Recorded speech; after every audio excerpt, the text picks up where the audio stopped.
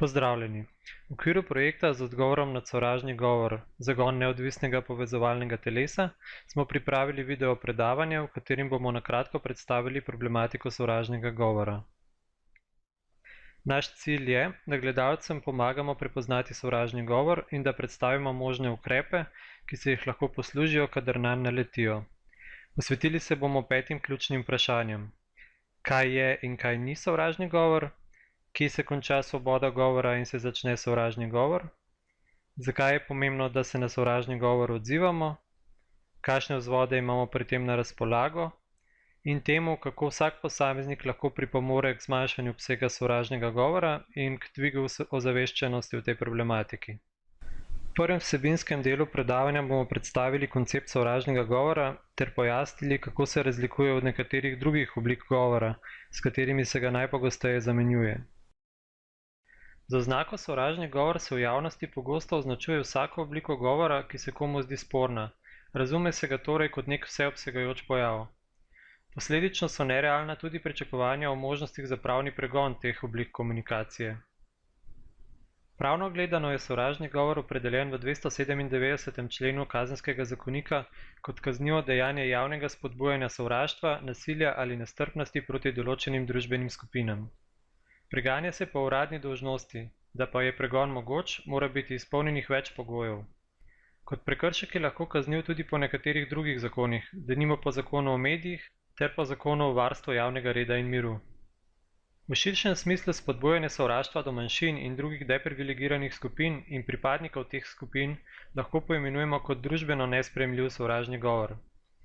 Pri razumevanju tega koncepta si lahko pomagamo s številnimi definicijami sovražnega govora. Eno najbolj sprejetih pa je podal Svet Evrope. V večini primerov družbeno nesprejemljiv sovražni govor ne izpolnjuje pogojev za kazenski pregon. Pogosto se v javnosti kot sovražni govor razume tudi žaljiv govor, spletno trpinčenje in grožnje. Ne glede na njihovo resnost pa teh oblik komunikacije praviloma ne moremo uvrstiti v katerokoli kategorijo sovražnega govora. Obstaja pa v nekaterih primerih pravna osnova za njihov pregon v kazenskem in civilnem pravu. Še bolj pogosto se v polje sovražnega govora skuša uvrstiti druge potencialno sporne oblike govora, ki pa nimajo nikakršne osnove za sodno obravnavo. Obseg pojavnosti različnih oblik komunikacije, ki se povezujejo s konceptom sovražnega govora, prikazujemo v grafični shemi s koncentričnimi krogi. Najmanj pogost je kazniv sovražni govor, najbolj pogosto pa se s sovražnim govorom povezuje komunikacijo, pri kateri ni nobene pravne osnove za pregon, niti je ne moremo uvrstiti v polje družbeno nesprejemljivega sovražnega govora. V nadaljevanju bomo podrobneje predstavili razlike med že omenjenimi oblikami sporne oziroma potencialno sporne komunikacije. Pogledali si bomo, kako se kazniv sovražni govor loči od družbeno nesprejemljivega sovražnega govora, preverili bomo razlike med sovražnim govorom in razžalitvami oziroma žaljivim govorom, pojasnili bomo, zakaj v splošnem sovražnega govora na spletu ne moremo uvrstiti v kategorijo spletnega trpinčenja. Na koncu pa se bomo dotaknili še vprašanja razmejitve polja sovražnega govora od polja svobode govora. Sovražni govor je kot kaznivo dejanje pri nas opredeljen v 297. členu Kazenskega zakonika, ki obravnava javno spodbujanje sovraštva, nasilja ali nestrpnosti. Pri interpretaciji tega člena je pomembno pravno stališče Vrhovnega državnega tožilstva. V tem je poudarjeno, da lahko sovražni govor kot kaznivo dejanje razumemo šele takrat, ko ta ogroža javni red in mir. Obstajati mora torej potencialna nevarnost, da bo oseba, ki širi sovražni govor, z javnim spodbujanjem sprožila nevarnost, da bi na primer na ulici prišlo do izgreda ali napada na določeno deprivilegirano skupino, tako da bi denimo na paradi ponosa prišlo do napada zoper istospolno usmerjeno osebo. Da lahko govorimo o kaznivem sovražnem govoru, morajo biti izpolnjeni 4 glavni pogoji. Prisotna mora biti javnost dejanja, kar pomeni, da so sovražne vsebine dostopne vsakomur oziroma širši javnosti. Spodbujanje sovraštva ali nasilja mora biti izraženo zoper posebej navedene družbene skupine, ki so kot take opredeljene kot deprivilegirane z Ustavo Republike Slovenije. Spodbujanje sovraštva temelji izključno na osebni okoliščini posameznika, zaradi katere je ta pripadnik deprivilegirane skupine, ter obstajati mora konkretna nevarnost za javni red in mir ali izvršitvena oblika grožnje, zmerjanja ali žalitve. Vzbujanje nestrpnosti se v Sloveniji lahko sankcionira tudi po nekaterih drugih zakonih, denimo po zakonu o medijih ali po zakonu o varstvu javnega reda in miru. Po teh zakonih se lahko sankcionira kot prekršek, ali v določenih primerih. Tako je denimo medij za sovražni govor po zakonu o medijih lahko kaznovan izključno v primeru, da se ta govor nahaja v oglasu. Pomembna omejitev zakona o varstvu javnega reda in miru iz tega vidika je, da kot prekrška ne opredeljuje sovražnega govora posredovanega prek spleta. Eno izmed najbolj razširjenih definicij sovražnega govora so v posebnem priporočilu podali pri Svetu Evrope. Kot sovražni govor so označili vsako obliko izražanja, ki širi, razpihuje, spodbuja ali upravičuje rasno sovraštvo, ksenofobijo, antisemitizem ali druge oblike sovraštva, ki temeljijo na nestrpnosti, kar vključuje nestrpnost, izraženo z agresivnim nacionalizmom in etnocentrizmom, diskriminacijo in sovraštvom proti manjšinam, migrantom ali osebam z migrantskim ozadjem. V tem kontekstu lahko govorimo o družbeno nesprejemljivem sovražnem govoru, ki pokriva veliko širše področje kot kazniv sovražni govor.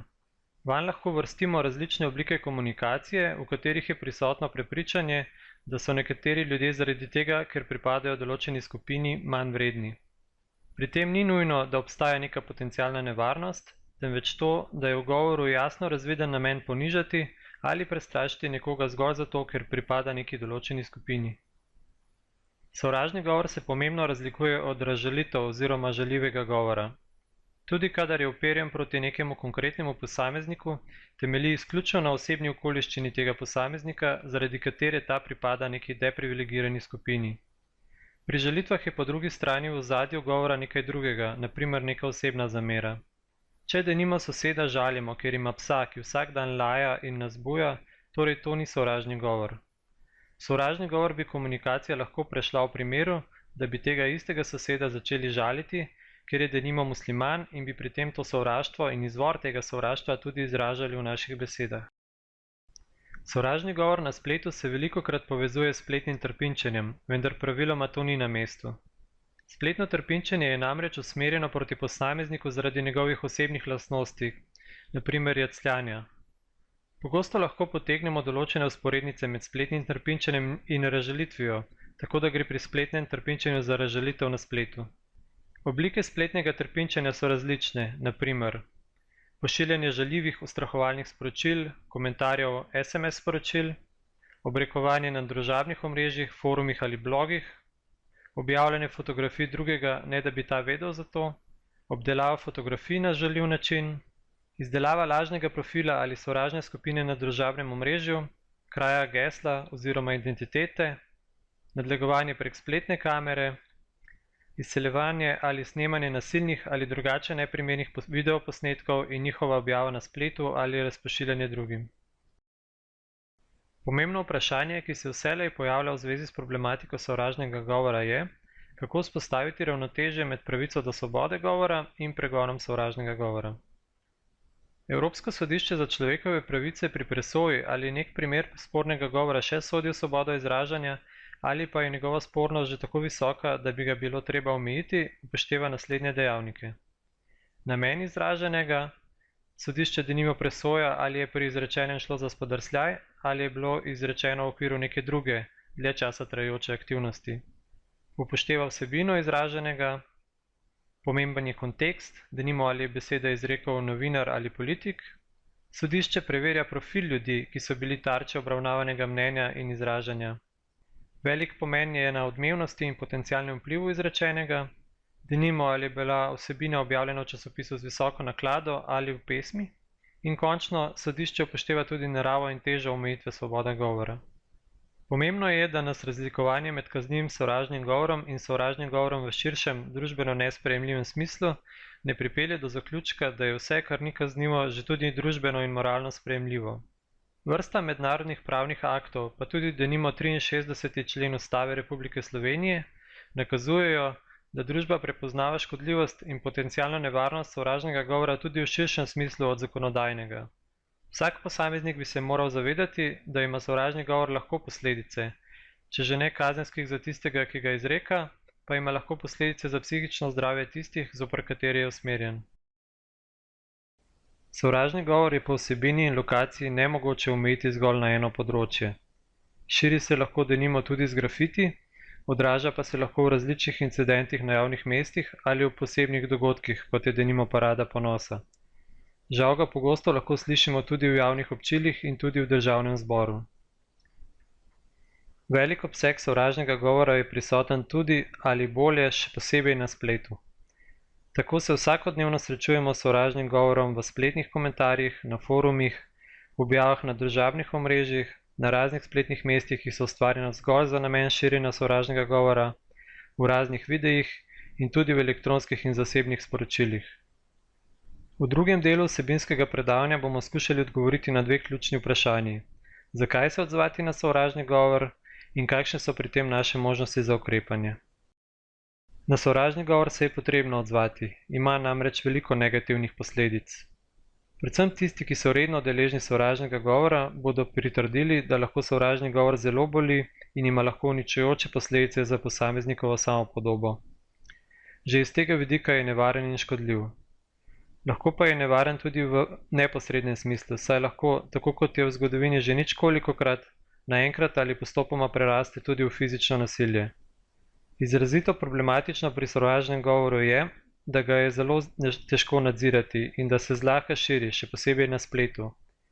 Marsikdaj se nam zato zdi, da smo proti njemu popolnoma nemočni. Temu ni tako, saj imamo veliko možnosti za odzivanje nanj. Pri izbiri možnosti je dobro, da ocenimo, ali bi v konkretnem primeru lahko šlo za kazniv sovražni govor ali za družbeno nesprejemljiv sovražni govor. Ko gre za domnevno kazniv sovražni govor, imamo naslednje možnosti. Lahko ga prijavimo na policijo, torej na najbližjo policijsko postajo. Lahko podamo pobudo svetu za odziv na sovražni govor.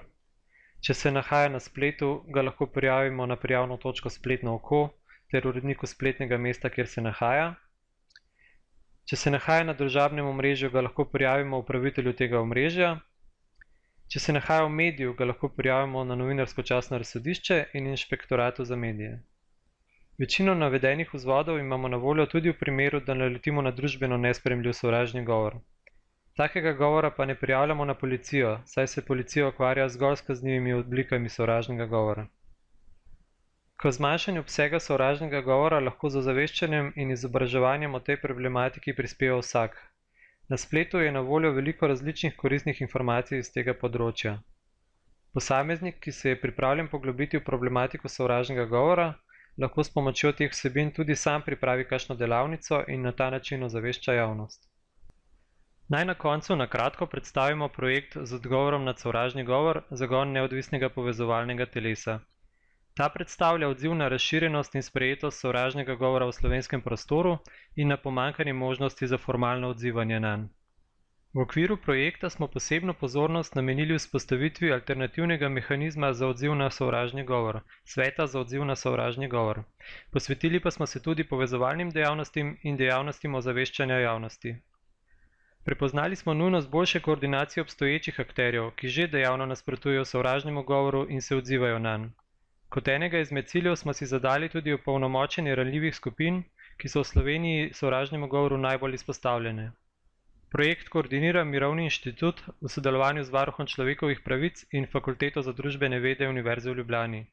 Medijski partner projekta je Multimedijski center RTV Slovenija.